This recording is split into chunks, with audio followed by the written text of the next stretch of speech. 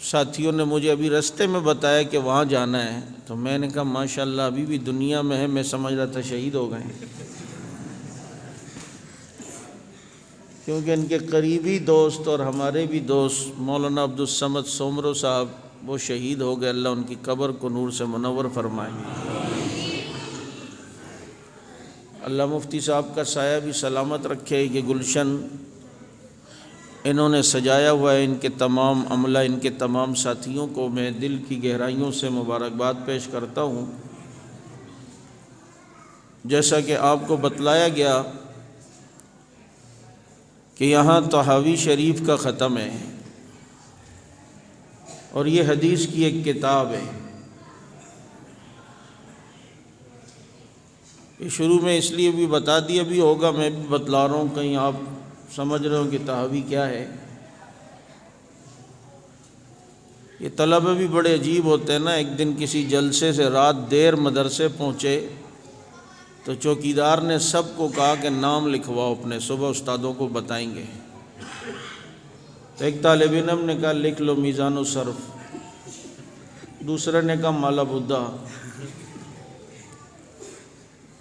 تیسرے نے کہا کہ توضیح تلوی، چوتھے نے کہا قطبی، 5-10 کتابوں کے نام تھے، وہ اپنے اپنے لکھا کے صبح جب معتمم صاحب کے سامنے چوکیدار نے کہا کہ یہ قطبی بھی دیر سے آیا تھا، یہ میزان الصرف بھی دیر سے آیا تھا، اور یہ مالا بدھا تو بہت دیر سے آیا تھا، تو معتمم صاحب طلبہ کی ان باتوں کو سوچ کر ہنسنے لگے، اور چوکیدار کے اس کم علمی پر وہ ہنسنے لگے کہ طلبہ بہت چالاک تھے، ایسے نام دے کر گئے کہ اس بیچارے کو پتہ ہی نہیں چلا کہ وہ کیا ہے، وہ کتابوں کے نام تھے۔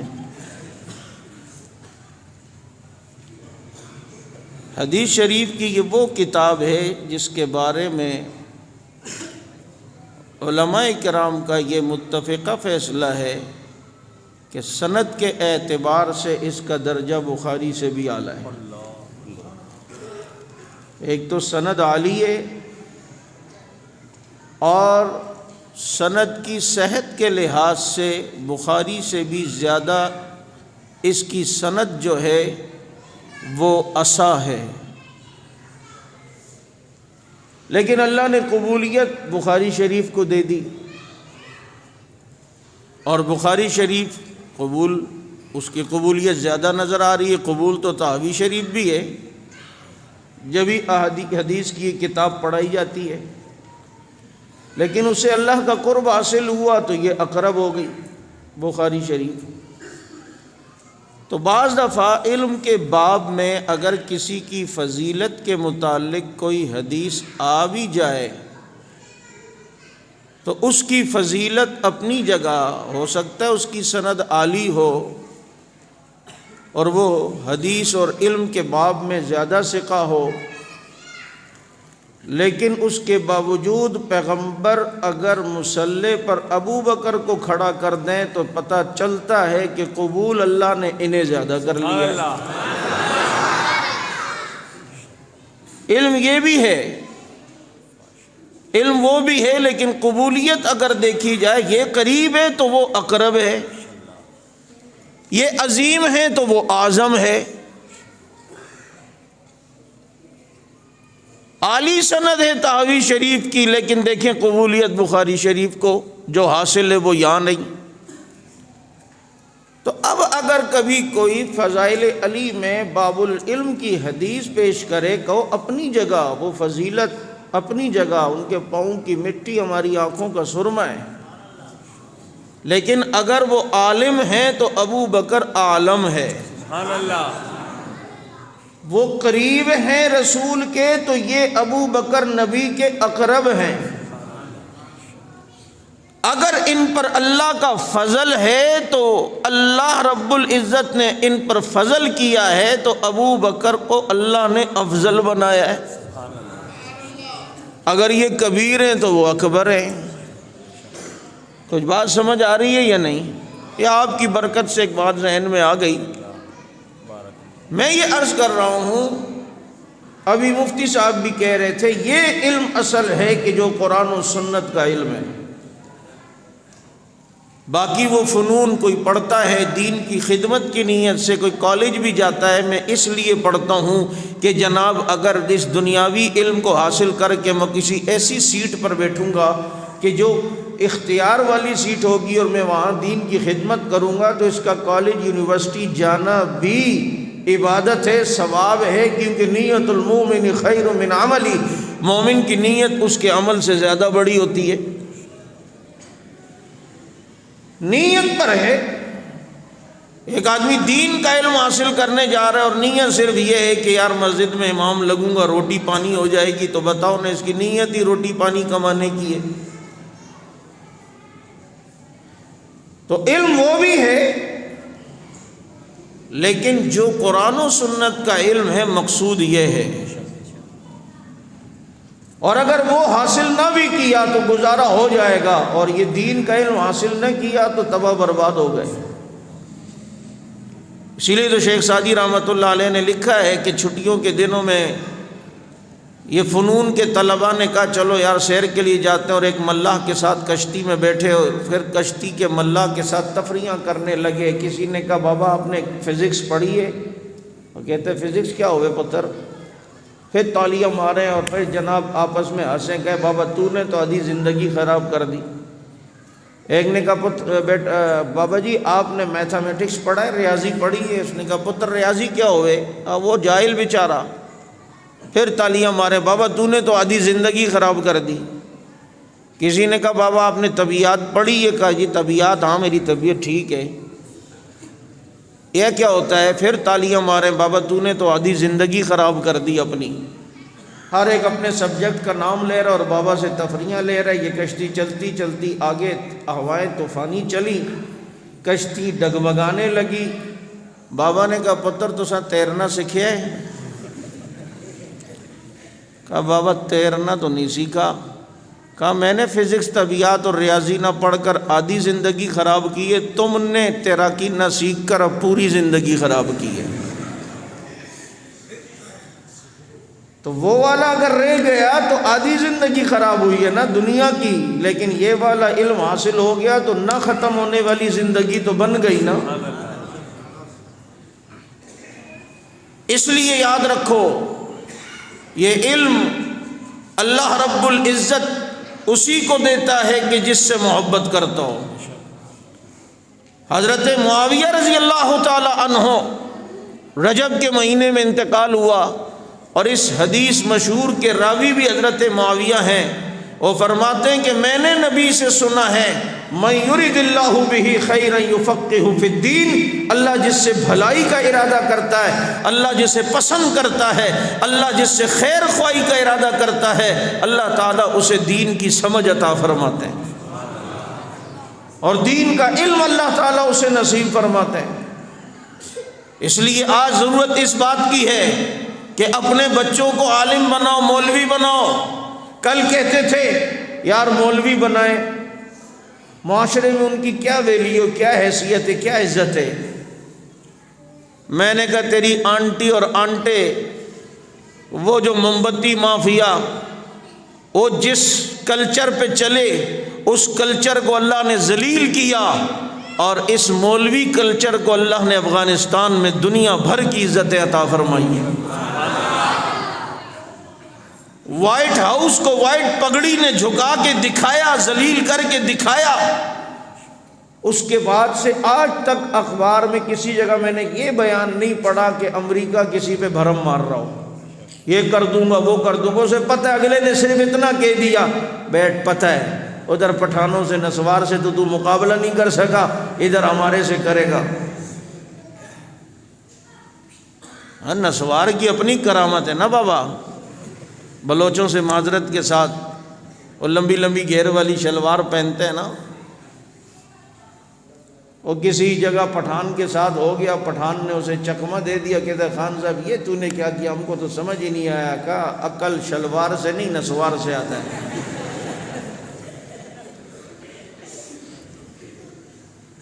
اس لیے یاد رکھو وہاں علم والوں کو اللہ نے عزت دی یا نہیں دی؟ یہ مولویوں کو اللہ نے وہاں عزت دی یا نہیں دی؟ اور عزت ہے ہی ان کی، اللہ کے ہاں بھی اور دنیا میں بھی۔ اور آپ دیکھیں یہاں پر ہم دیکھتے ہیں اس مدرسے کی برکت ہے، استاد کی چپل اٹھاتے ہیں جلدی جلدی طالب علم، استاد زندہ ہے تو نام کے ساتھ دامت برکاتم العالیہ کہتے ہیں، انتقال ہو جائے تو رحمت اللہ علیہ کہتے ہیں۔ میں خود یونیورسٹی میں پڑھا ہوں، میرے والد صاحب ڈاکٹر ہیں کیمسٹری کے، انہوں نے پی ایچ ڈی کیا ہوا ہے کیمسٹری میں، یہ نہیں ہے، لیکن میں اپنا تجربہ اور مشاہدہ بتا رہا ہوں کہ اسکولوں میں ٹیچروں کے نام رکھے ہوتے ہیں، اردو کا ٹیچر ہے تو اس کا نام باکسر، کسی کا نام چوسنی، کسی کا منہ یوں ہے تو اڑے چمی نہیں آیا آج، ہوتا ہے یا نہیں ڈرامے بازی؟ استادوں کے کمر کے کپڑوں پر، کمر پر ان کے نشانات ہوتے ہیں، کیوں؟ آگے وہ بیچارہ چلتا ہے، پیچھے یہ یوں انک پھینکتا ہے۔ انہوں نے دین کب سیکھا ہے؟ رہ کے شیخ کے گھر میں، پلے کالج کے چکر میں، مرے صاحب کے دفتر میں۔ یہ تہذیب اور عزتیں اور احترام و ادب، یہ تو قال اللہ اور قال رسول پڑھنے سے اللہ تعالیٰ دیتے ہیں۔ اور تم کہتے ہو کہ میں اپنے بچے کو معاشرے کا سب سے بہتر انسان بنانا چاہتا ہوں، نبی فرماتے خیرکم من تعلم القرآن وعلمہ، تم میں سب سے بہتر قرآن والا ہے، اور اللہ نے ہمیں دنیا میں دکھایا ہے یہ قرآن والا آگے ہوتا ہے۔ چیف آف آرمی اسٹاف، صدر، وزیر اعظم، وزیر اعلیٰ کبھی عید کی نماز دیکھو پڑھتے ہیں، آپ ویڈیو دیکھتے ہیں، چیف پیچھے قرآن والا آگے، وزیر اعظم پیچھے یہ قرآن والا آگے۔ جب تک رکوع نہ کرے وزیر اعظم رکوع کر نہیں سکتا، جب تک یہ رکوع سے سر نہ اٹھائے چیف آف آرمی اسٹاف رکوع سے سر اٹھا نہیں سکتا، جب تک یہ سلام نہ پھیرے وزیر و مشیر سلام پھیر نہیں سکتے۔ چیف پیچھے، وزیر پیچھے، گورنر پیچھے، یہ قرآن والے کو اللہ نے آگے کر کے مجھے تجھے اپنے نبی کی بات کو عملی طور پر سچا کر کے دکھایا کہ خیرکم من تعلم القرآن وعلمہ، اللہ نے سب سے بہتر قرآن والے کو بنایا ہے، یہ سب سے بہتر۔ اور آج لوگ کہتے ہیں یار ہمارا بیٹا مولوی بن گیا تو کھائے گا کیا؟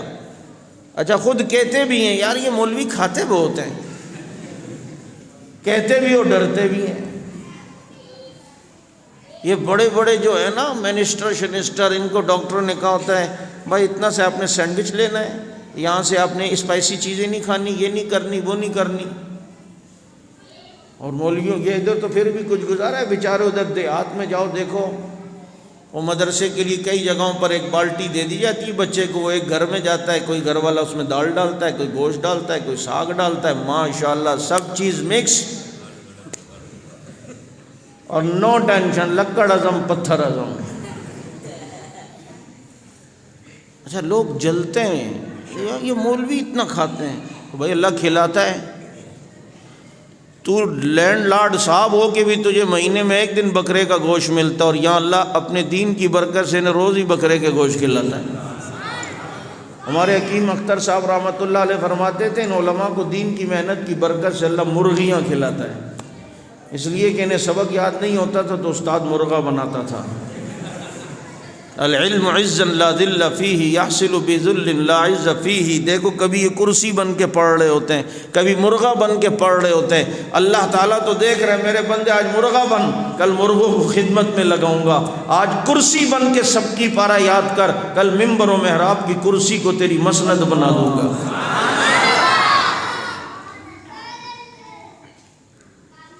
سوال میرا یہ ہے اگر ان فنون میں عزتیں ہوتی تو نبی سے پہلے اس فن کے ماہر لوگ گزرے ہیں۔ روم اپنے اندر ایک بڑا علم رکھتا تھا، کسریٰ اپنے یہاں بڑا علم رکھتا تھا، اور وہاں بڑے پڑھے لکھے لوگ تھے، رومی بھی بڑے پڑھے لکھے شمار ہوتے تھے اور اپنے آپ کو بہت بڑا صاحب علم سمجھتے تھے۔ یہ کیسر و کسریٰ ہو گئے، یہ دوسری اقوام ہو گئیں، بابا ان کی بڑی عزتیں تھی نا۔ اور ایک وہ قوم ہے جن کا حال یہ کہ اپنا تھوک پھینک کے چاٹ لیتی تھی، اپنا حال یہ کہ بچیوں کو زندہ درفن کرتی تھی، یعنی جہالت کے بالکل دلدل میں پھنسی ہوئی یہ قوم، مکہ میں رہنے والے یہ عرب دنیا کے سب سے جاہل کہلاتے تھے۔ ادھر رومی اور فارس والے وہ بہت بڑے صاحب علم کہلاتے تھے، بڑا تہذیب والے کہلاتے تھے، سمجھدار کہلاتے تھے، لیکن یہ ایک دم وہ قومیں ذلیل ہو گئیں اور یہ درائی میں پڑے ہوئے لوگ اللہ نے انہیں عزتیں دے دی۔ کیوں عزتیں دے دی؟ کہ اب اللہ نے انہیں وہ علم دے دیا جسے قرآن کا علم کہتے ہیں، جسے حدیث کا علم دے دیا، جسے حدیث کا علم کہتے ہیں، اور استاد انہیں محمد الرسول اللہ کی شکل میں دے دیا۔ تو اب یہ قوم جو جہالت کی دلدل میں تھی آج علم کی ثریا ستارے پہ پہنچ گئی، اور جنہیں تھوک پھینک کے چاٹنے کی عادت تھی آج اللہ نے انہیں شعور دے دیا ہے۔ جو بکریاں نہیں سنبھال سکتی تھی آج 64-65 لاکھ مربع میل پر حکمرانی سنبھال کے دکھاتے ہیں، اور جو اونٹ نہیں چرا سکتے تھے آج ان کے خط سے دریا چلتے ہوئے نظر آتے ہیں۔ یہ کس نے ذروں کو ملایا صحرا کر دیا، کس نے قطروں کو ملایا دریا کر دیا، کس کی حکمت نے کیا یتیموں کو در یتیم اور غلاموں کو زمانے بھر کا مولا کر دیا۔ خود نہ تھے جو راہ پہ اوروں کے ہادی بن گئے، کیا نظر تھی جس نے مردوں کو مسیحا کر دیا۔ ایک دفعہ ایک بات کہہ دی اور پھر وہ سمجھ جاتے۔ نگاہ نبی میں وہ تاثیر دیکھی، بدلتی ہزاروں کی تقدیر دیکھی۔ یہ بجلی کا کڑکا تھا یا صوت ہادی، عرب کی زمین جس نے ساری ہلا دی۔ یہ نبی کی فیضان نظر ہے کہ نبی کی محفل میں آنے والا ہر ایک جنتی بنتا چلا گیا۔ کیا بنتا چلا گیا؟ دیکھو بھائی، یار یہ بچوں کو تو چپ کرا دو، یہ میں جب سے آیا ہوں اس وقت سے چل رہے ہیں۔ اچھا، میں ابھی ایک صحابی کا تذکرہ کرنے والا تھا، ادھر سے آواز بھونکنے کی وہیں آ گئی، کیونکہ وہ بتا رہا ہے کہ اس کا کام وہ ہے اور ہمارا کام ان کی مدح کرنا ہے۔ یہ بچوں نے یہاں اتنا شور مچایا ہے تو مستورات پر تو غالب گمان نہیں، یقین ہے کہ وہ تو ضرور گپوں شپوں میں مصروف ہوں گی، کیونکہ عورت کا چپ ہونا اور سورج کا مغرب سے نکلنا دونوں باتیں ہیں۔ معذرت عورت اور چپ عورت کامیاب ہے، جب یہ بولتی ہے تو پھر آگے سے شوہر کو بھی جواب دیتی ہے۔ شوہر کہنے لگا تجھے دیکھ کے مجھے جو ہے نا ناگن چورنگی یاد آ جاتی ہے، ناگن۔ تو بیوی کون سی چپ رہنے والی، جس نے کہا آپ کو دیکھ کے مجھے بندر روڈ یاد آ جاتا ہے۔ عورت چپ ہو جائے، عورتوں کے چپ رہنے کے مقابلے میں ایک عورت صرف جیتی ہے تاریخ میں، ایک عورت، اسے انعام پہلا ملا ہے، اور وہ بھی بعد میں پتہ چلا گونگی تھی، گونگی تھی اس لیے چپ رہی۔ بہرحال بولو، گمان اچھا کرنا چاہیے، ان سے ہوتا تو نہیں ہے لیکن گمان اچھا کرنا چاہیے کہ چپ ہوں۔ اس انگریز کی طرح جس انگریز نے ایک پاکستانی سے کہا تمہاری پاکستان کی عورتیں اپنے شوہروں کی بہت قدردان ہوتی ہیں اور بڑی عزت کرتی ہیں۔ اس نے کہا یار کیسے، تجھے کیسے پتہ ہے؟ اس نے کہا میں اپنے پاکستانی ایک دوست کے گھر گیا، اس کے باسکٹ کے بٹن ٹوٹے ہوئے تھے، اس کی بیوی نے اس کے باسکٹ کے بٹن سوئی دھاگے سے سیے، پھر اس کے بٹن کو چوما، پھر سیا دوسرا بٹن، پھر بٹن کو چوما، پھر تیسرا بٹن سیا، پھر اس کو چوما۔ انہوں نے کہا کھوتی دیا، چوم نہیں رہی تھی، وہ دانتوں سے دھاگا توڑ رہی تھی، اور تو سمجھ رہا ہے وہ شوہر کے بٹن کو چوم رہی ہے۔ تو بہرحال میں یہ عرض کر رہا تھا کہ بچوں کو خاموش کرا دو، اور دوسرا یہ عرض کر رہا تھا کہ ایکو نہ چلاؤ۔ پہلے اس نے بالکل سیٹ کیا، میں آگے پیچھے ہوا نے سیانے نے تھوڑا تھوڑا پھیلا دیا کہ جناب مولوی، اس کو پتہ نہیں ہے میں چوتھے گیئر میں آ اس لیے نہیں رہا ہوں کہ مجھے پتہ ہے آپ کو سمجھ نہیں آ رہی، ابھی تک میں تیسرے گیئر میں ہوں یا دوسرے پہ آتا ہوں، کیونکہ میرا جب تک میں ایک ماحول نہیں بناتا ہوں نا مجھے نہیں مزہ آتا بولنے میں، کہتا ہوں ان کو سمجھ بھی تو آئے، صرف شور ہی شور ہو تو کیا ہوگا، سر میں ہی درد ہوگا، تو شوہر ہی شوہر ہو تو عورتیں شوہر شوہر سمجھ رہی ہوں گی۔ تو اس لیے مستورات بھی توجہ سے سنیں، میں زیادہ ٹائم آپ کا نہیں لوں گا، اور مختصر وقت میں تھوڑی دیر میں بات ختم کرتا ہوں۔ میں یہ عرض کر رہا تھا کہ گلشن میں پھول کھلتے ہیں، کبھی کسی بیوقوف نے یہ کہا کہ یہ والا پھول صحیح نہیں ہے کیونکہ یہ بعد میں کھلا ہے، یہ والا صحیح ہے کیونکہ یہ پہلے کھلا ہے. آپ کہیں ٹھیک ہے، وہ پہلے کھلا ہے اس کے لیے ایک خوش نصیبی ہے، لیکن پھول تو وہ بھی ہے جو بعد میں کھلا. نہیں سمجھے میں کہاں جا رہا ہوں؟ بابا گلشن ہے، گلشن کا ہر پھول ہی قابل تحسین ہے، ہر پھول ہی نرالا ہے. بیوقوف ہے کوئی یہ کہے یہ والا پھول صحیح نہیں ہے بعد میں کھلا ہے. کھلا تو ہے نا، تیرا چہرہ تو آج تک مرجھایا ہوا ہے اور تو بات اس پھول کی کر رہا ہے جو گلشن میں کھل کر اپنی خوشبو بھی بکھیر چکا، اور صرف خوشبو نہیں اپنی رانائی کے ساتھ پھیل چکا ہے. یہ خوشبو اس نے دی ہے. اب جو پھول پہلے کھلے وہ بھی اسی گلشن کا پھول ہے، جو پھول بعد میں کھلے وہ بھی اسی گلشن کا پھول ہے. تو پھر یاد رکھ، نبی کے جو صحابہ فتح مکہ سے پہلے مسلمان ہوئے وہ بھی اس گلشن کے پھول اور صحابی ہیں، اور جو فتح مکہ کے بعد مسلمان ہوئے وہ بھی محمد کے گلشن کے پھول ہیں، وہ بھی صحابی ہیں. اگر ابو بکر پہلے کھلا وہ بھی قابل تحسین ہیں، اور معاویہ فتح مکہ کے بعد بھی اگر کھلا خدا کی قسم وہ بھی قابل تحسین ہے. پھول تو ہے نا. ہاں فرق ہے، جو فتح مکہ سے پہلے مسلمان ہوئے وہ اعظم ہیں، اور جو فتح مکہ کے بعد مسلمان ہوئے عظیم وہ بھی ہیں. لیکن رب نے دونوں طبقوں کے لیے فرمایا وَكُلًّا وَعَدَ اللَّهُ الْحُسْنَى، میں نے جنتی ہونے کا وعدہ سب سے کر لیا ہے. کیونکہ بہت سے لوگ حضرت معاویہ رضی اللہ عنہ کے بارے میں بڑے اعتراضات کرتے، ان میں یہ بھی وہ بعد میں مسلمان ہوئے. تیرے بعد ہوئے؟ پوچھ اس سے، تیرے بعد مسلمان ہوئے؟ کہ نہیں میرے بعد. تیرے دادے کے بعد؟ کہ نہیں. تیرے پردادے کے بعد؟ کہ نہیں. کہ تیرے بغیر پر کے دادے کے بعد مسلمان ہوئے. یہ بات ابو بکر صدیق کہیں تو اچھے بھی لگتے ہیں، لیکن انہوں نے تو کبھی نہیں کی معاویہ تو میرے بعد مسلمان ہوئے. یہ بات عمر عثمان علی کہیں تو بات ججتی بھی ہے. یہ 14ویں صدی کا چمار کہتا ہے وہ بعد میں مسلمان ہوئے. مسلمان بعد ہوئے لیکن جنتی اللہ نے انہیں دنیا ہی میں بنا دیا ہے. میرا تیرا تو بھروسہ ہی نہیں ہے، پتہ نہیں کس سائڈ جا رہے ہوں گے قیامت میں. اللہ عافیت کا معاملہ کرے. یہ رجب کا مہینہ حضرت معاویہ بن ابی سفیان رضی اللہ تعالیٰ عنہ کا یوم وفات ہے، اور حضرت معاویہ کو یہ سعادت حاصل ہے. حضرت معاویہ صحابی ہیں، ان کے والد ابو سفیان بھی صحابی ہیں، ان کی والدہ حضرت ہند بھی صحابیہ ہیں، ان کے بھائی حضرت یزید بن ابی سفیان بھی صحابی ہیں، ان کی بہن ام حبیبہ بھی صحابیہ ہی نہیں نبی کی بیوی ہیں.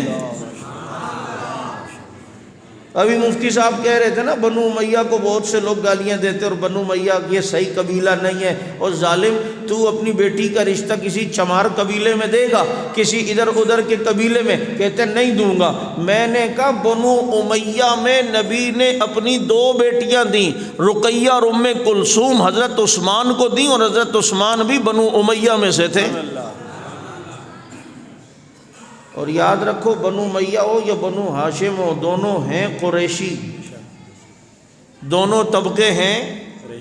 کیونکہ ہم سمجھتے ہیں حضور کا خاندان قریشی ہے، معاویہ کا نہیں. حضرت معاویہ بھی ہیں قریشی. قریش کی 2 شاخیں ہیں، بنو امیہ اور بنو ہاشم. اور اللہ نے کتنی بڑی فتح کروائی ہے بنو امیہ کے اس چشم و چراغ حضرت معاویہ بن ابی سفیان رضی اللہ عنہ سے. بابا یہ پاکستان 3 لاکھ مربع میل کے قریب کا ایریا ہے، ہم سے 70 سال میں سنبھالا نہیں جا رہا، اس میں امن آج تک قائم نہیں ہو رہا. تجھے 3 لاکھ سنبھالنے میں مشکل ہو رہی ہے، اور معاویہ نے 65 لاکھ مربع میل پر ایسی بے مثال حکومت کر کے دکھائی کہ کوئی چوری کر کے تو دکھائے، کوئی بدامنی پھیلا کر تو دکھائے. اسے پتہ ہے پہرے پر معاویہ کی تلوار کھڑی ہوئی ہے. اتنے بڑے ایریے پر بادل چلتا اور کسان بادلوں کو دیکھ کے کہتا برس جا، میری زمین کو ضرورت ہے، برس جا. اور بادل جب آگے نکل جاتا تو یہ مایوس کسان کہتا نہ برسنا، جہاں بھی برسے گا حکومت تو وہاں بھی معاویہ کی ہوگی. اتنے بڑے ایریا. هو الذی ارسل رسولہ بالہدی ودین الحق لیظہرہ علی الدین کلہ، اللہ نے کہا نبی آپ کو اس لیے بھیجا، آپ کے ذریعے اللہ سارے دین پر یہ ادیان کو، اس دین کو غالب کرے گا اور اسلام کو ظاہر کر دے گا، اور ذریعہ اس کا آپ بنیں گے۔ آپ کو ایسی جماعت ملے گی جو والذین معہ اشداء علی الکفار رحماء بینہم کی صفات سے متصف ہوں گی۔ آئیے ذرا یہ دیکھتے ہیں کہ دنیا میں زیادہ اسلام نکھر کر اور پھیل کر اور سارے دنیوں پر غالب ہو کر وہ کس کے زمانے میں آیا۔ اس سے پہلے ایک بات یاد رکھیں، میں ایک بات کہا کرتا ہوں، بہت پہلے ہمارے نبی کے آنے سے بہت پہلے وقت نصر ایک کافر بادشاہ گزرا ہے، اس نے ایک دن خواب دیکھا، صبح اٹھا، اپنے معبروں کو بلایا اور کہا میں نے خواب دیکھا ہے، مجھے اس کی تعبیر بتاؤ۔ انہوں نے کہا جناب بتائیں۔ بادشاہ نے کہا خواب میں بھول گیا ہوں، خواب بھی تم نے بتانا ہے اور تعبیر بھی تم نے بتانی ہے۔ ان مجاوروں نے کہا کہ یہ کیا بات ہوئی، خواب تو آپ بتائیں نا۔ اس نے کہا اچھا، ویسے تم بڑے غیب دانی کے دعوے کرتے ہو، میری ساری جمعراتی تم کھاتے ہو، نذرانے تم کھاتے ہو، مجھے کبھی کہتے ہو یہ آگ یوں ہو رہی ہے، یوں کچھ ہونے والا ہے، یہ آگ یوں ہو رہی ہے، یوں کچھ ہونے والا ہے، تو آپ جناب اب مجھے بتاؤ کہ میں نے کیا خواب دیکھا ہے، کیونکہ اس طرح کی مخلوق کبھی تم سے بھی ٹکرائے نا اور آگے کہ بیٹا لگتا ہے آپ بہت پریشان ہیں۔ ابے پیٹرول دیکھ کتنا مہنگا ہو گیا، کون ہے جو پریشان نہیں ہے؟ یہ نفسیاتی مار رہا ہے۔ وہ زیادہ اگر پریشانی دکھائے اور کہا جی تو بیٹا یہ، اس کو بیٹھ، یہ بتا میرا نام کیا ہے، ایک دم not responding at the moment, please try later, ادھر سے ٹرائی لیٹر ہو جائے گا، ادھر سے ٹر ہو جائے گا۔ تو میں یہ عرض کر رہا ہوں، اس نے کہا بتاؤ ویسے تو غیب دان ہو، میں نے کیا خواب دیکھا ہے؟ ویسے میری چمنی میں آگ تیز ہو جائے تو تم کہتے ہو وقت نصر بادشاہ سلامت یہ آگ تیز ہے، لگتا ہے کچھ ہونے والا ہے، یہ ہونے والا ہے۔ جیسے ہمارے یہاں بھی ہاتھ میں خارش ہو تو دولت آنے والی ہے، پاؤں میں ہو تو سفر کرنے والے ہیں۔ آگے میں جا رہا تھا نا، یقین کر وہ کیا ہوا انٹرویو کا، یار پاس ہو جاتا، لیکن جا رہا تھا تو کالے کتے نے راستہ کاٹ دیا، کالی بلی، میں اسی ٹائم سمجھ گیا تھا بلی کالی آگے سے گزری، میں نے کہا لگتا اب کام نہیں ہوگا۔ ابے یہ کتے بلوں سے کچھ نہیں ہوتا، دعا کر کوئی کالا والا نہ ٹکرائے، اس وہ راستہ نہ کاٹے، ایسے نہ ٹینشن، بلی کتوں سے انشاءاللہ کچھ بھی نہیں ہوتا۔ بات سمجھ آ رہی ہے یا نہیں آ رہی؟ اس لیے اس کی پرواہ نہ کرو کہ کالے بلے نے راستہ کاٹا، کالے کتے نے، اس کے بعد کینچی تھی جو کاٹ کے جا رہا تھا، وہ اپنے عقائد تو درست کرو کم از کم۔ ہر ایک کو، ابھی ہمارے جاننے والوں کے جاننے والے ہیں، شادی کے تیسرے چوتھے دن وہ بیچارے دولہے کا جو ہے وہ انتقال ہو گیا، اس لڑکی سے کوئی بات ہی نہیں کر رہے تھے، یہ منحوس ہے، کہ ہمارے بھائی کے لیے یہ منحوس ہوئی، یہ آئی تو وہ مر گیا، یہ کوئی اسرائیل تھا کہ جو آئی مر گیا، قسمت میں تھی۔ یہ بھی ہمارے معاشرے میں لڑکی بیچاری پر الزام ہے، جس کا شوہر جلدی مر جائے تو کہتے ہیں منحوس ہے۔ اگر شوہر کا جلدی مرنا یہ نحوست ہے تو حضرت حنظلہ کی بیوی کو کیا کہو گے، جس حنظلہ نے تو غسل بھی پورا نہیں کیا تھا؟ فلاں منحوس ہے، فلاں منحوس ہے، کوا آ جائے تو منحوس ہے، الو آ جائے تو منحوس ہے، اور پوری رات پیکج کرا کے باغجی سے بات کر وہ منحوس نہیں ہے۔ یوٹیوب پہ الٹی فلمیں دیکھ اور جناب فیس بک پہ گندی تصویریں دیکھ، وہ منحوس نہیں ہے۔ فجر چھوڑ دے، وہ منحوس نہیں ہے۔ منحوس ہے تو یہ منحوس ہے، وہ منحوس ہے۔ انسان کی بدعمالیاں منحوس ہیں۔ ایک بادشاہ کا اپنے غلام کے بارے میں یہ تصور تھا کہ یہ منحوس ہے، اس کو کہا ہوا تھا صبح میرے سامنے نہیں آنا، میرا دن خراب نہ گزرے۔ ایک دن بادشاہ صبح سیر کر کے محل کے اندر گزرا تھا تو دروازے پہ وہ غلام مل گیا، کہا غلام منحوس کے بچے تجھے کہا بھی تھا میرے سامنے نہیں آنا۔ سپاہیوں کو اس کو چھتر لگاؤ، چھتر لگائے۔ 2-4 گھنٹے بعد بادشاہ پھر کسی کام سے باہر نکلا، اس کو پٹتا ہوا دیکھا، اس کو کہا اب آئے گا میرے سامنے؟ منحوس، میں نے پہلے کہا تھا میرے سامنے نہیں آنا، میرا دن خراب نہ گزرے۔ اس نے کہا بادشاہ سلامت جان کی امان پاؤں تو ایک بات کہوں، کہا بولو۔ کہا اصل میں منحوس میں نہیں ہوں، منحوس آپ ہیں۔ کہا کیوں؟ کہا آپ نے صبح صبح مجھے دیکھا تو تخت پہ بیٹھے ہوئے تھے، میں نے صبح صبح تجھے دیکھا تو پٹ رہا تھا۔ تو یہ نحوستیں اور یہ ہے اور وہ ہے وہ ہے۔ بادشاہ سلامت۔ بخت نصر نے کہا بتاؤ میں نے کیا خواب دیکھا ہے؟ خواب بھی بتاؤ، تعبیر بتاؤ۔ خواب اور تعبیر نہ بتائی تو ان 3 دن کا تمہارے پاس ٹائم ہے، میں تمہیں لٹکا دوں گا۔ اب یہ بات جب پھیلی تو بڑی تیزی سے پھیلی، پھیلتے پھیلتے یہ بات اس ملک کے اندر جیل میں بھی گئی، اور جیل میں اس وقت اللہ کے ایک نبی قید تھے جن کا نام حضرت دانیال علیہ السلام ہے۔ نبی اور جیل میں۔ آج مولوی کوئی جیل کی سلاخوں کے پیچھے جائے تو کہتے ہیں یہ مولوی کا کیا کام تھا یار، مولوی کو چاہیے تھا چپ کر کے نماز پڑھا۔ یہ حضرت دانیال قید میں، حضرت یوسف قید میں، شیب ابی طالب میں 3 سال میرے نبی محصور رہے، اور حنفیوں 7 سال ابو حنیفہ بھی قید میں رہے۔ دانیال علیہ السلام کو اللہ نے بذریعہ وحی بادشاہ کا خواب بھی بتا دیا، تعبیر بھی۔ انہوں نے جیل سپرڈنٹ سے کہا کہ اس تک میرا پیغام پہنچاؤ، اگر رہائی دیتا ہے میں خواب بھی بتاؤں گا، تعبیر بھی بتاؤں گا۔ اب چنانچہ اس نے کہا کہ ٹھیک ہے، جا کے بخت نصر کو بتایا۔ اس نے کہا رہا ہے بس لاؤ، کیونکہ مجھے بڑی تکلیف ہے، میں نے خواب بڑا عجیب دیکھا ہے لیکن مجھے ابھی وہ یاد نہیں آ رہا۔ اب حضرت دانیال جب بخت نصر کے دربار میں آئے، سکتہ طاری ہو گیا۔ بخت نصر دیکھنے لگا اور کہا دانیال تمہیں دربار میں آنے کا طریقہ نہیں پتا؟ کہا کس طریقے سے آیا جاتا ہے؟ کہا یہاں جو آتا ہے پہلے مجھے سجدہ کرتا ہے، تم نے سجدہ کیوں نہیں کیا؟ حضرت دانیال پیغمبرانہ جرت اور استقامت دیکھ، حضرت دانیال گرج کے کہتے ہیں بخت نصر خواب اور تعبیر پوچھنی ہے پوچھ، ورنہ ساری زندگی جیل میں رہنا مجھے برداشت ہے، اور یہ پیشانی اللہ کے سوا کسی کو جھکا کے جھکا دوں یہ قابل قبول نہیں ہے۔ میں مر تو سکتا ہوں، اللہ کے سوا کسی کو سجدہ کروں ایسا نہیں ہو سکتا ہے۔ بخت نصر نے کہا چلو سجدہ نہیں کرو، مجھے بتاؤ تعبیر کیا ہے، خواب میں نے دیکھا ہے، تم بتا سکتے ہو؟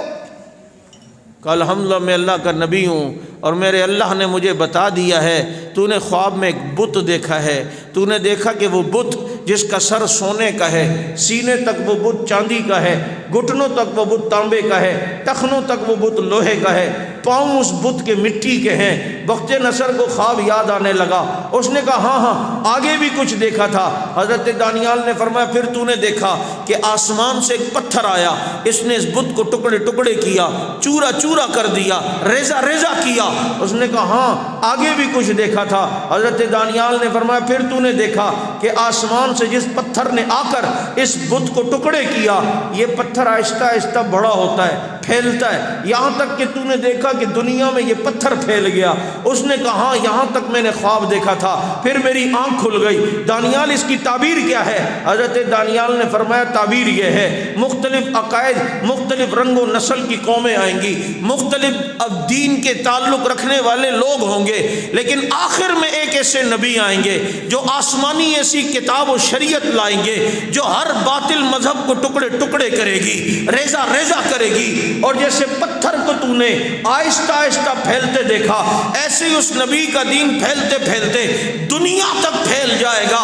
میرے دوستو جو خواب بخت نصر نے دیکھا، تعبیر حضرت دانیال علیہ السلام نے بتائی، پھر میرے نبی آئے، محنت کی، صحابہ کو تیار کیا، پھر یہ دین آہستہ آہستہ پھیلا۔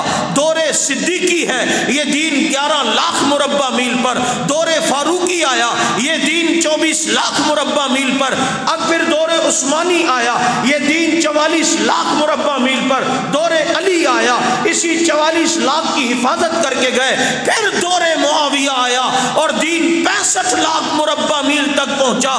جو خواب بخت نصر نے دیکھا، تعبیر حضرت دانیال علیہ السلام نے بتائی، اس کی عملی تعبیر اگر کسی کے دور میں نظر آئی ہے، اس دور کو دور امیر معاویہ کہا جاتا ہے۔ وہ دور امیر معاویہ رضی اللہ تعالی عنہ، جن کو اللہ نے وہ عظمت عطا فرمائی کہ نبی کے ساتھ سفر فرما رہے ہیں، حضرت معاویہ کا پیٹ نبی کی پیٹھ مبارک سے لگا ہوا ہے، اور نبی نے دعا دے دی اللہم املاہ علما، اللہ معاویہ کے پیٹ کو علم سے بھر دے۔ معاویہ کے پیٹ کو علم سے بھر دے۔ یہ سیدنا معاویہ بن ابی سفیان، والد کیسے صحابی، فتح مکہ کے دن مسلمان ہوئے، لیکن جب مسلمان ہوئے تو نبی نے ان کے گھر کو بھی دار الامن کہہ دیا اور بیت اللہ کو بھی دار الامن کہہ دیا۔ آج کچھ کلپ آپ نے دیکھے ہوں گے صحابہ کے دشمنوں کے، جی وہ تو دل سے ایمان نہیں لائے تھے اور یوں نہیں لائے تھے ابو سفیان، یہ وہ، تو دل کے حال جانتا ہے کیا؟ تجھے پتہ ہے وہ دل سے ایمان نہیں لائے تھے؟ ایسے ہی قرآن کریم نے حنین میں شریک لوگوں کو کہہ دیا ثم انزل اللہ سکینۃ علی رسولہ وعلی المؤمنین، جس سکینے کا ذکر اللہ نے حنین کے دن قرآن میں کیا ہے، اس حنین کی لڑائی میں معاویہ کے والد ابو سفیان بھی ہیں، اور ان کی آنکھ پہ تیر لگا، حضرت ابو سفیان رضی اللہ عنہ کی آنکھ میں حنین کی لڑائی میں۔ نبی کے پاس آئے، اللہ کے نبی میری آنکھ زخمی ہو گئی، تیر لگ گیا۔ نبی نے فرمایا ابو سفیان دعا کرتا ہوں ابھی ٹھیک ہو جائے گی، اور اگر صبر کرتے ہو تو اللہ جنت کی آنکھ دے گا۔ جو دل سے ایمان نہیں لایا نا وہ پھر کیسی باتیں کرتا ہے، نہیں یہاں بھی آنکھ مل جائے وہاں بھی مل جائے گی تو کیا ہو جائے گا، اللہ کے خزانوں میں کمی تو نہیں ہے۔ یہ دل سے ایمان لائے ابو سفیان، جب ہی کہتے ہیں اللہ کے نبی مجھے دنیا کی آنکھ نہیں جنت کی آنکھ چاہیے۔ اور یرموک کی لڑائی میں تیر آیا تو ان کی دوسری آنکھ پہ بھی لگا اور دوسری آنکھ بھی شہید ہو گئی، اور نبی کی اس حدیث کا مصداق ابو سفیان ٹھہرے جس میں نبی نے فرمایا اللہ کسی کی دو محبوب چیزیں، یعنی آنکھیں اگر اللہ کسی کی دنیا میں لے لے اور وہ اس پہ صبر کرے، اللہ کے پاس اس کا بدلہ جنت کے سوا کچھ نہیں ہے۔ کہ اللہ رب العزت نے یہ سعادت دی حضرت معاویہ رضی اللہ تعالیٰ عنہ کے خاندان کو۔ میں زیادہ تفصیل میں نہیں جاتا، مسلمان سارے کے سارے حضرت معاویہ کو جانتے ہیں۔ اپنے بچوں کے نام صحابہ کے نام پہ رکھا کرو، اپنے بچوں کے نام اچھے نام رکھا کرو، اور خاص کر آپ کے گھر میں ایک معاویہ تو ضرور ہو۔ ابھی دیکھو بچے کی دستار بندی ہوئی ہے تو پہلے بچے جس کا نام لیا اس کا نام ہی معاویہ شاید کون ہے؟ اتنا شرما کیوں رہے ہو تم؟ یار میں نکاح کے لیے تو ہاں نہیں بول رہا۔ ہاں جی کیا بات ہے۔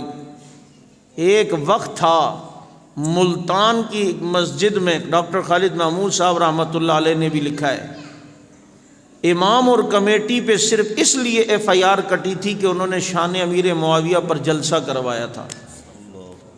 معاویہ کا نام لینا مشکل تھا، لیکن حق نواز کے جیالوں کی یہ برکت ہے کہ آج معاویہ کی توہین کرنے والوں پر مقدمہ ہوتا ہے۔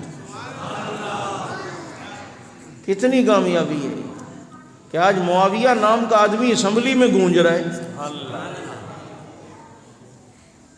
یہ نام رکھیں، عمر کا نام سن کر شیطان نہیں آتا، معاویہ کا نام سن کر شیعہ نہیں آئے گا، کیونکہ ابو بکر عمر عثمان کے نام پر تو وہ تقیہ کر جائے گا، معاویہ کے نام پہ تقیہ نہیں کرتا۔ حضرت معاویہ ایک کسوٹی ہے، پیمانہ ہے، ادب سے نام نہ لے جو معاویہ کا، وہ نفس زکیہ ہو نہیں سکتا۔ نام تو لے لے گا ابو بکر عمر کا فریب سے، پر نام معاویہ سے تقیہ ہو نہیں سکتا۔ یہ محنت ہے ان صحابہ کرام کے غلاموں کی جنہوں نے قربانیاں دیں کہ آج صحابہ دنیا میں ہو رہا ہے، آج عظمت اصحاب رسول کی باتیں ہو رہی ہیں، بریلوی دیوبندی اہل حدیث سب صحابہ کر رہے ہیں، صحابہ کرام کی سیرت بیان ہو رہی ہے۔ کیوں نہ ہو کہ قرآن کی 1200 سے زیادہ آیتیں صحابہ کرام کے متعلق ہیں۔ کتنی 1200 سے زیادہ، 1226 تو ہم نے جمع کی ہیں، اور اگر مزید محنت ہو تو اور زیادہ جمع ہو سکتی ہیں۔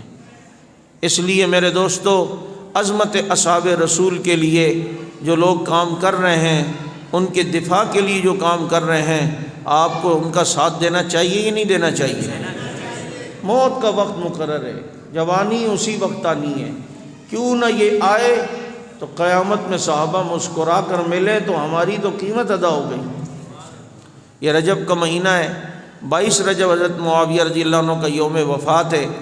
ہمارا حکومت سے مطالبہ ہوتا ہے اس دن عام تعطیل کا اعلان کیا جائے، وہ نہیں کرتے تو ہم احتجاج کا انداز اپناتے ہوئے یوم معاویہ پر بھی ایک جلوس کا احتجاجی جلوس کا اہتمام کرتے ہیں، اور لسبیلا سے لے کر معاویہ سینٹر تک، تبت سینٹر کا نام ہم نے معاویہ سینٹر رکھا ہوا ہے، وہاں تک یہ جلوس کا سلسلہ چلتا ہے۔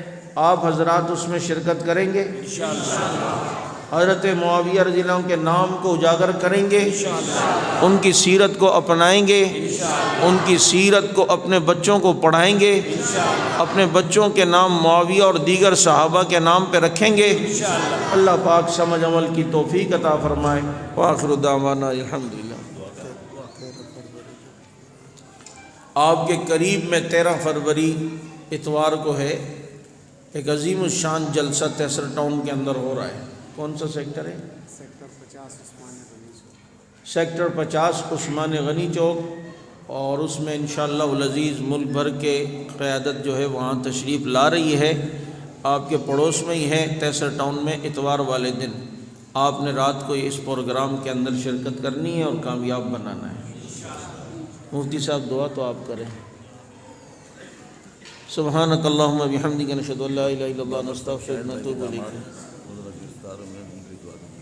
کس کے؟ ہمارے شاہد بھائی یہاں کمیٹی کے ساتھی، ان کے داماد گرفتار۔ جی بابر نام۔ اللہم صلی علی سیدنا و مولانا محمد وعلی آل سیدنا و مولانا محمد وعلی بارک وسلم۔ اللہم اغفر وارحم وانت خیر الراحمین۔ ربنا آتنا فی الدنیا حسنہ وفی الآخرۃ حسنۃ وقنا عذاب النار۔ یا اللہ ہمارے گناہوں کو معاف فرما، کہنے سننے کو قبول فرما، غلطی کوتاہی کو معاف فرما۔ اس مدرسے کو دن دگنی رات چوگنی ترقی عطا فرما۔ یا اللہ قبول فرما۔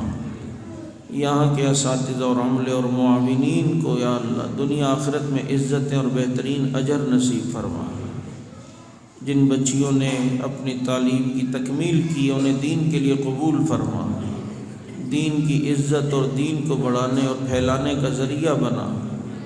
یا ارحم الراحمین عالم اسلام کی مدد و نصرت اور حفاظت فرما، دین کے تمام شعبوں کی مدد و نصرت اور حفاظت فرما۔ جن بچوں نے ناظرہ قرآن پڑھا اور اللہ انہیں حافظ بنا، جو حافظ بنے ان کے سینوں میں ہمیشہ کے لیے محفوظ فرما۔ قرآن کریم ختم کرنے والے ان بچوں اور ان کے اساتذہ اور والدین کو اور خاندانوں کو یا اللہ عزتیں عطا فرما۔ یا ارحم الراحمین آپ صلی اللہ علیہ وسلم نے جو جو دنیاوی اخروی خیر مانگی ہمیں نصیب فرما۔ جن جن بلا و آفات سے پناہ چاہی ہمیں پناہ نصیب فرما۔ یا ارحم الراحمین جو مسلمان بیمار ہیں انہیں شفاء کامل عاجلہ نافع نصیب فرما۔ جو دنیا سے رخصت ہو کے ان کی بخشش و مغفرت فرما۔ آزمائش اور امتحانات سے ہم سب کی حفاظت فرما، دین پر استقامت نصیب فرما، عفو و عافیت نصیب فرما۔ جو مسلمان پریشان حال ہیں ان کی پریشانیاں دور فرما۔ یہاں بتا رہے ہیں ایک ساتھی ان کے داماد ہیں وہ گرفتار ہیں، یا اللہ ان کو اور دیگر تمام اسیروں کو عزت والی رہائیاں نصیب فرما۔ جو لاپتہ ہیں انہیں بازیاب فرما۔ یا ارحم الراحمین ہم سب کو آزمائشوں سے ایسی مصیبتوں سے محفوظ فرما۔ اگر مقدر میں ہے تو یا اللہ استقامت نصیب فرما۔ یا ارحم الراحمین دین کی عظمت کے لیے شہادت کی موت نصیب فرما، زندگی سعادت والی موت شہادت والی عطا فرما۔ یا ارحم الراحمین دنیا آخرت کی تمام سعادتیں نصیب فرما۔ اس موقع پر جو دعا مانگنا ہم سب کے حق میں بہتر ہو وہ قبول فرما۔ اللہم صلی علی سیدنا و مولانا محمد وعلی آل سیدنا و مولانا محمد وعلی بارک وسلم۔ سبحان ربک رب العزت عما یصفون وسلام علی المرسلین والحمد۔ السلام علیکم ورحمۃ اللہ۔